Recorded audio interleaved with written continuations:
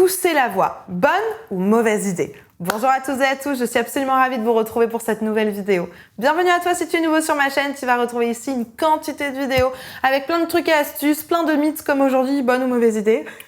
Donc si c'est quelque chose qui te plaît, et je suis sûre que c'est le cas, abonne-toi, actionne la cloche et rejoins la communauté. Aujourd'hui une petite vidéo pour vous parler de ce fameux pousser la voix. Parce qu'en fait, j'en entends trop souvent, autant de mes coachés que des personnes sur la chaîne en me laissant des commentaires. Ouais, mais moi, on m'a appris à pousser la voix. Bon, j'aimerais du coup qu'on vienne sur le sujet pour savoir si c'est une bonne ou mauvaise idée de pousser sa voix.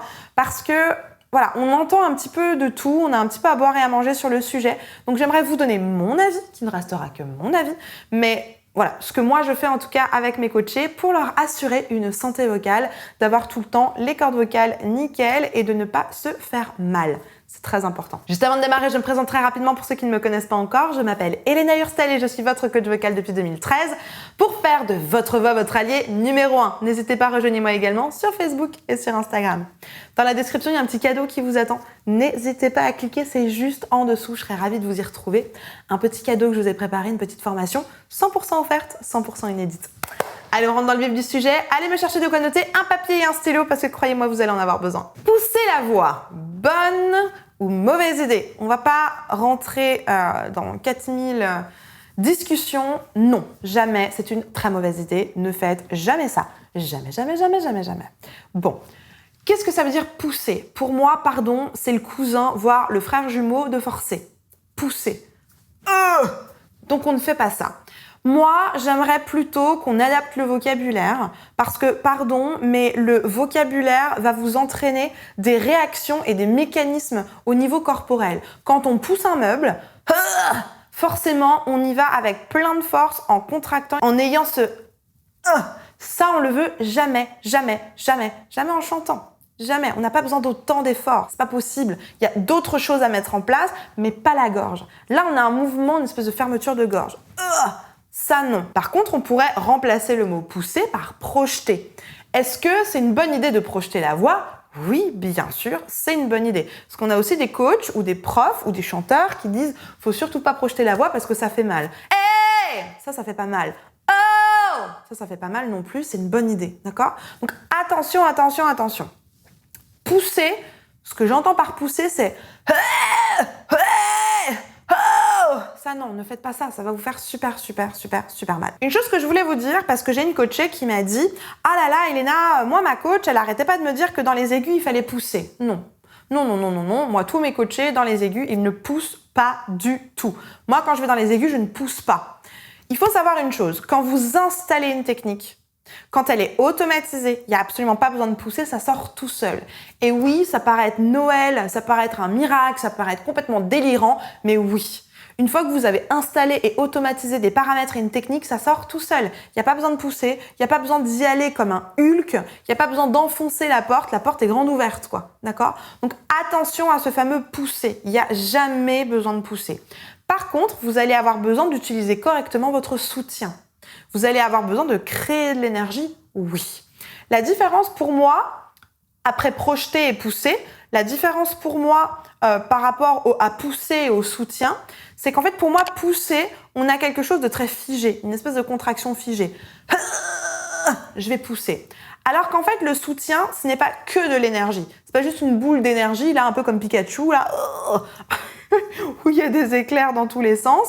Non, il faut que vous ayez un mouvement. Et c'est ça le grand oubli finalement du soutien la plupart du temps, c'est le mouvement que vous allez devoir créer pour éviter d'avoir une contraction figée. Donc pousser, non. Un bon soutien, c'est une bonne énergie, ça peut être beaucoup d'énergie, il n'y a pas de problème, mais en mouvement, en mouvement, en mouvement, en mouvement, et jamais jamais de contraction figée, immobile, sinon vous allez vous faire mal. Une image que j'aime beaucoup, et je reprends la porte. Je sais, ça sert à rien d'enfoncer une porte qui est ouverte. Mais au-delà de ça, en fait, quand vous travaillez de la technique vocale, vous vous rendez juste compte que c'est une clé. Et que la clé, il faut juste la mettre dans la serrure et la tourner.